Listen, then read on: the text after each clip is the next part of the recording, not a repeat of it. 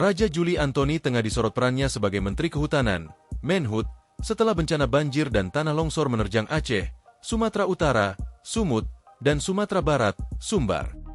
Hingga kini, bencana tersebut telah mengakibatkan 836 orang meninggal dunia dan 509 masih dinyatakan hilang, mengutip data dari Badan Nasional Penanggulangan Bencana, BNPB, pada Jumat, 5 Desember 2025. Selain itu, berbagai fasilitas umum turut mengalami kerusakan seperti 25 fasilitas kesehatan, 185 rumah ibadah, 115 gedung kantor, dan 295 jembatan yang terputus. Sementara, total ada 10.500 rumah mengalami kerusakan. Diminta taubat nasuha oleh Cak Imin. Kritik terhadap Raja Juli ternyata tidak hanya muncul dari masyarakat saja, tetapi juga dari sesama menteri. Ia adalah Menteri Koordinator, Menko, Bidang Pemberdayaan Masyarakat, Muhaimin Iskandar atau Cak Imin. Kritik dari Cak Imin berupa ajakan kepada Raja Juli agar melakukan taubat nasuha setelah terjadinya bencana banjir bandang dan tanah longsor di Sumatera. Selain Raja Juli, ajakan Cak Imin itu ditujukan bagi dua menteri lainnya, yakni Menteri Energi dan Sumber Daya Mineral, ESDM, Bahlil Lahadalia, dan Menteri Lingkungan Hidup, LH, Hanif Faisal. Cak Imin pun menyebut sudah menyurati ketiga menteri tersebut. Pada kesempatan ini, saya mengajak semua pihak untuk mari bersama-sama bahu-membahu memperbaiki. Hari ini saya berkirim surat ke Menteri Kehutanan, Menteri ESDM, Menteri Lingkungan Hidup untuk bersama-sama evaluasi total seluruh kebijakan, policy, dan langkah-langkah kita sebagai wujud komitmen dan kesungguhan kita sebagai pemerintah, ujar Cak Imin, Senin, 1 Desember 2025. Bahasa NU-nya taubatan nasuha, sambung Cak Imin. Adapun maksud dari ajakan Cak Imin yakni mengevaluasi seluruh kebijakan terkait lingkungan dengan berkaca dari bencana yang terjadi di Sumatera. Kiamat bukan sudah dekat, kiamat sudah terjadi akibat kelalaian kita sendiri, ucap Cak Imin. Menanggapi kritikan tersebut, Raja Juli menyebut Cak Imin telah meminta maaf kepadanya.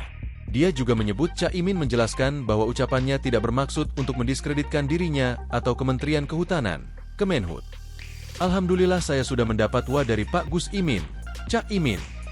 Beliau mengatakan minta maaf kepada saya, mengatakan bukan itu maksudnya, kata Raja Juli, dalam rapat kerja dengan Komisi 4 DPR di Kompleks Parlemen, Senayan, Jakarta, Kamis, 4 Desember 2025. Beliau secara gentle meminta maaf, dan saya menerima permintaan maaf tersebut karena memang bukan itu maksud beliau, imbuhnya.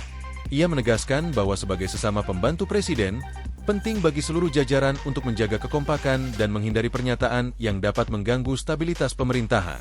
Sebagai sesama menteri saya katakan kita harus kompak. Tak boleh lagi ada pernyataan-pernyataan yang justru saling mendiskreditkan kementerian lain, ujarnya. Ini penting. Semuanya anak buah Pak Prabowo. Tidak bisa mengeluarkan pernyataan yang justru mengganggu stabilitas kita. Lanjutnya, Raja Juli kembali mengapresiasi sikap terbuka Cak Imin yang langsung menghubunginya untuk menyampaikan klarifikasi. Sekali lagi saya apresiasi Gus Imin yang menyampaikan maaf dengan pernyataan keliru ketika itu, tandasnya. Diminta mundur DPR karena dianggap tak paham hutan. Kritikan terhadap Raja Juli juga terlontar dari anggota Komisi 4 DPR dari fraksi PKB, Usman Husin. Dalam rapat kerja, Raker, yang digelar pada Kamis kemarin, Usman meminta Raja Juli mundur sebagai Menhut. Menurutnya, Sekjen PSI itu tidak memahami permasalahan hutan. Usman mengungkapkan jika Raja Juli memang memahami permasalahan kehutanan di Indonesia, maka dirinya seharusnya menyetop seluruh izin pelepasan kawasan hutan di Pulau Sumatera pasca bencana banjir dan tanah longsor. Pak Menteri lihat nggak bencana Sumatera? Seharusnya izin semua disetop. Pak Menteri harus jelaskan berapa tahun harus penanaman ulang dan seperti apa sebenarnya Ibu Ketua. Pohon yang diameter 2 meter bisa tumbuh kembali sehingga inilah tanggung jawab Pak Menteri, bukan Pak Menteri melempar ke yang terdahulu, katanya dalam rapat. Lalu, Usman mendesak Raja Juli agar mundur sebagai Menhut karena dianggap tidak memahami permasalahan kehutanan di Indonesia. Sehingga mohon izin teman-teman Komisi 4, saya keras karena saya paling hatinya kasih sehingga saya saran Pak Menteri, kalau Pak Menteri nggak mampu, mundur aja. Pak Menteri nggak paham tentang kehutanan, tegasnya. Pemerintah melalui Kementerian Kesehatan, Kemenkes, RI menegaskan telah merespon masalah kesehatan yang dihadapi warga terdampak bencana banjir dan longsor di 3 provinsi Sumatera. Bencana ini telah menyebabkan ribuan warga terdampak dan fasilitas layanan kesehatan mengalami tekanan tinggi. Kementerian Kesehatan menegaskan bahwa pengendalian penyakit pasca bencana menjadi prioritas utama karena potensi lonjakan kasus infeksi sangat besar pada fase recovery. Wakil Menteri Kesehatan Dante Saxono Harbuono mengungkapkan bahwa tim kesehatan Kemenkes telah diterjunkan ke wilayah terdampak sejak awal. Kita sudah mengirimkan tim di daerah yang terkena bencana, ujarnya saat ditemui pada acara cek kesehatan gratis, CKG, bagi seluruh pegawai Kementerian Ekonomi Kreatif Badan Ekonomi Kreatif di Jakarta Pusat, Rabu, 3 Desember 2025. Ancaman penyakit pasca bencana. Pada fase kedua tanggap darurat, Kemenkes fokus pada risiko penyakit berbasis lingkungan yang umum meningkat setelah banjir. Dante menegaskan bahwa risiko penyebaran penyakit dapat naik signifikan akibat sanitasi yang terganggu. Nanti akan kita berdampak pada kejadian pasca bencana.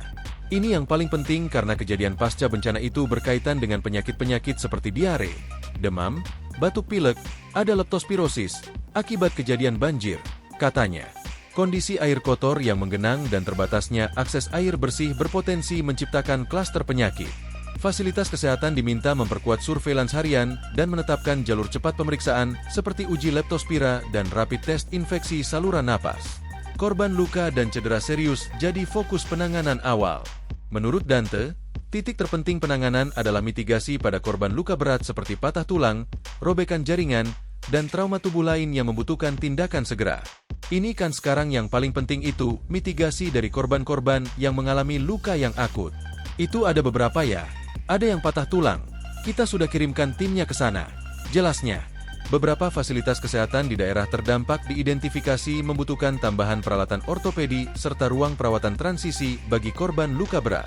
Tim Kemenkes di lapangan memetakan kebutuhan perawatan darurat untuk memastikan pasien tidak terlambat mendapat tindakan. Kelompok rentan menjadi prioritas khusus. Kemenkes juga memberi perhatian besar pada kelompok yang membutuhkan pengawasan medis ketat seperti lansia, ibu hamil, pasien cuci darah, pasien diabetes pengguna insulin, balita dengan imunitas rendah. Kita juga melakukan evaluasi pada mereka-mereka yang mempunyai risiko tinggi. Misalnya lansia, ibu hamil, orang yang mengalami cuci dana, orang yang pakai insulin, tutur Dante. Kelompok ini rentan mengalami komplikasi apabila pelayanan kesehatan terputus akibat bencana. Tim Pusat Krisis Kesehatan mengaktifkan protokol pemantauan rutin untuk memastikan obat-obatan rutin tetap tersedia.